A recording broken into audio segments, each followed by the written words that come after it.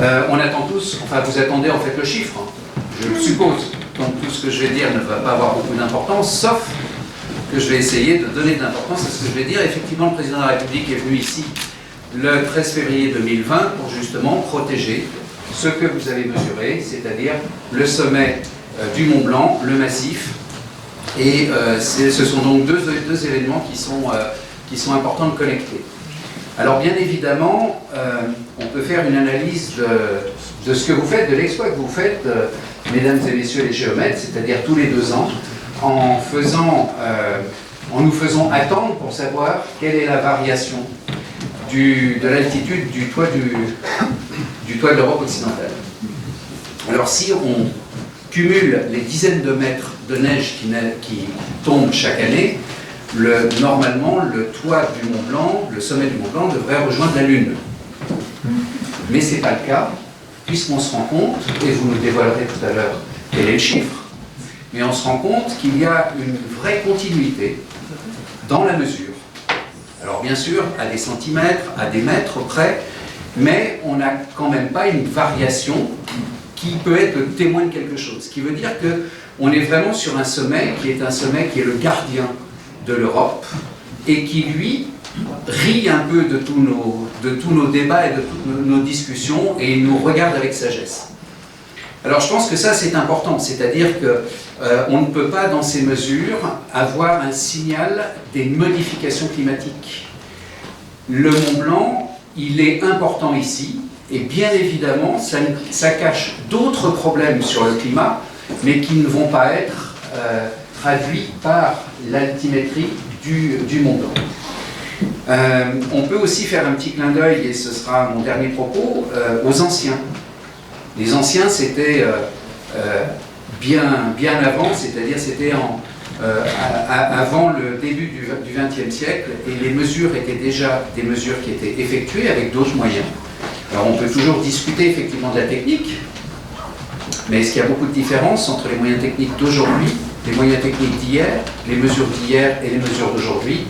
C'est ce que vous allez nous apprendre. Vous vous souvenez de la mesure de 1892 ? Ça a été 4807,20.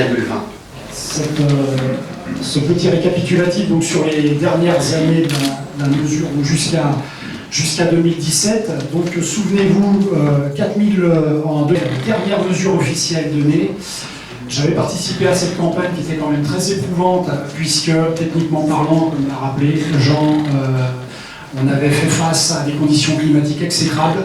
On n'était que 7 arrivés au sommet. Certains guides d'ailleurs étaient revenus avec des partenaires et des experts, tellement les conditions n'étaient pas favorables.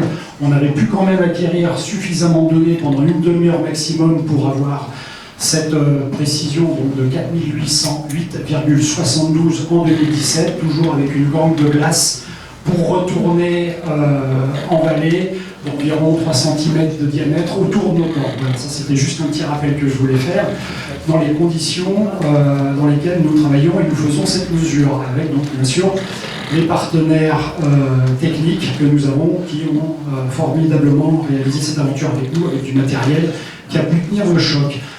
Je ne vais pas vous faire languir plus longtemps, je voulais juste faire un rappel sur une mesure qui n'avait pas été dite au grand public. C'est la mesure donc, de 2019, qui était un petit peu une mesure en off, puisqu'on avait laissé un petit peu de temps vis-à-vis de la presse pour souffler, vis-à-vis de tout le monde, pour prendre un petit peu de recul et de distance par rapport à la mesure de 2017 annoncée. Et en 2019, donc toujours à la fin de l'été 2019, nous avons mesuré une altitude de 4806 mètres sur le sommet du toit de l'Europe, avec une précision, je tiens à le rappeler, qui est de plus ou moins 10 cm. Il faut être quand même assez humble devant les mesures. Quand on annonce, quand nos appareils, nos instruments annoncent le centimètre, ça nous permet d'assurer le décimètre. C'est pour ça qu'on vous sort une altitude de 4806 mètres pour la mesure de 2019. C'est une mesure qui est un petit peu hors du temps, on va dire, car il est vrai qu'il n'y avait pas eu un niveau d'enneigement énorme pendant cet été et qui n'est pas du tout significatif par rapport aux années précédentes. On a pu faire des moyennes par rapport aux précédentes mesures, donc cette mesure est à prendre avec beaucoup de pincettes.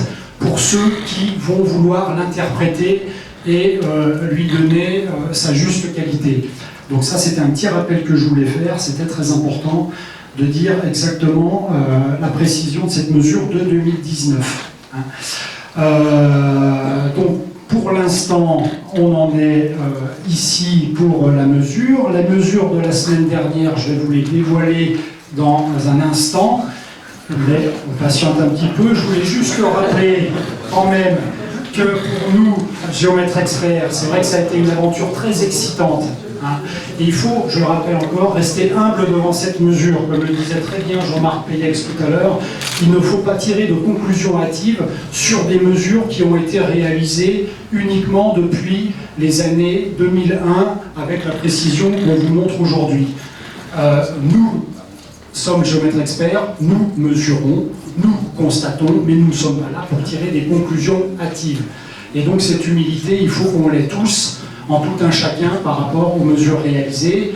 Certains diront que nous sommes un peu, à l'instar d'un alpiniste, des conquérants de l'inutile, mais au final, des conquérants d'une mesure inutile. Non, je ne suis absolument pas d'accord avec ça, car nous sommes là, en fait, en tant que sentinelles de l'environnement, pour constater si oui ou non le Mont Blanc décroît ou augmente au fur et à mesure des années. Hier, il y avait une incidence climatique sur le Mont Blanc qui le faisait fluctuer, à l'instar de la dune du Pilat, comme l'avait très bien repris un climatologue en 2017. C'était un complexe dunaire au sommet, avec donc une influence surtout du vent. C'est un frigo, c'était un frigo. Aujourd'hui, qu'en est-il? Est-ce toujours un frigo? Et demain, qu'en sera-t-il? Serait-ce toujours un frigo dans le futur? Ça, seuls les climatologues et glaciologues nous le diront, grâce aux mesures expertes qu'on va leur fournir. Je ne vous fais pas l'envie plus longtemps. Et nous allons donc passer à la mesure 2021 qui apparaît ici sous vos yeux, 4807 mètres et 80 cm, avec une tolérance de plus ou moins 10 cm. Donc, nous nous retrouvons à une altitude, finalement, qu'on retrouvait dans nos bouquins d'école, étant petit, puisque tout un chacun français a retenu une seule altitude dans ses cours d'école de géographie, c'est l'altitude du Mont Blanc, et c'était bien donc ce 4807,80 qui, on va le rappeler, il faut replacer dans le contexte donc des précédentes mesures avec donc différents graphiques que nous allons voir par la suite. Il ne faut pas oublier qu'on mesure donc cette altitude, mais on mesure également le volume glaciaire au-dessus de 4800 mètres depuis environ 6 années. Et ce volume glaciaire, par rapport à la courbe d'altitude que vous voyez ici, qui retrace les 20 années de la mesure, suit exactement cette même tendance. Quand l'altitude augmente, le volume de glace et de neige augmente. Quand l'altitude décroît, le volume de glace et de neige au-dessus de 4807 décroît également. Donc ça, c'est très important. Nous pouvons remarquer, c'est une constatation que nous faisons grâce à ce graphique, que nous faisons tous aujourd'hui, une décrue de l'altitude du sommet d'une moyenne de 13 cm par an depuis 2001. C'est une constatation. Point. Le reste, nous laissons libre cours aux glaciologues, aux climatologues, comme nous l'avons déjà dit et comme je le répète, d'interpréter ces mesures en adéquation avec ces différents résultats. Je dirais que ce qui est intéressant, enfin, bien sûr on ne peut rien interpréter sur l'altitude précise concernant ce dérèglement, changement, réchauffement climatique, on l'appellera comme on voudra. Simplement, et mes collègues glaciologues ne diront pas le contraire, le climat perturbe et donc varie en continu sur toute la planète, que ce soit donc dans le désert, les pôles ou le sommet du Mont Blanc. Au sommet du Mont Blanc, on est sur un glacier froid, moins 15 degrés de température moyenne, le glacier reste froid. mes collègues ont perforé juste sous le sommet du Mont Blanc, au col du Dôme, donc 140 mètres de profondeur. On a des thermomètres, ils ont des thermomètres.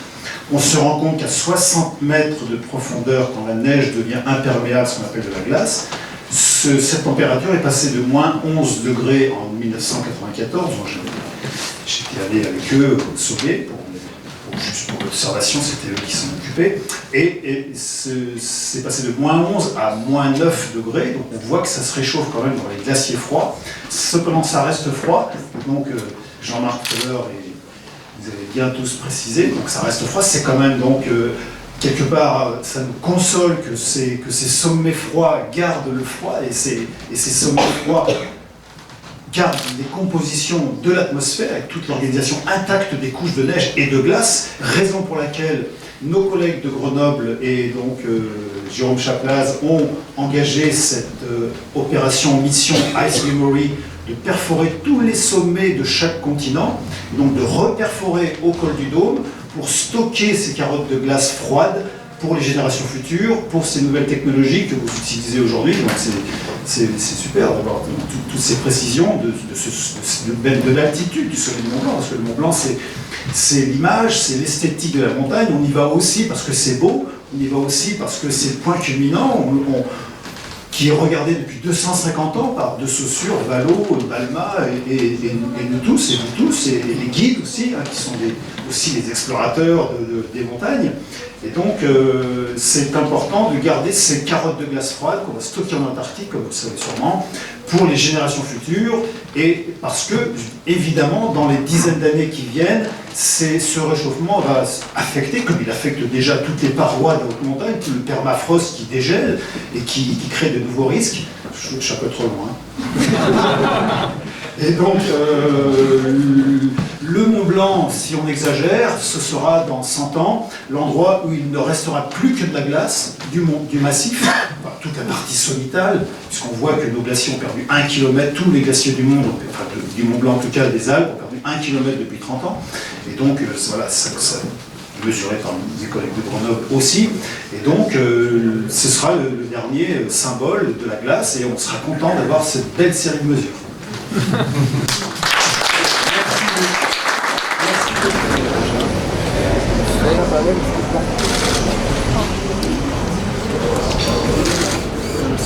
Voilà. Bravo.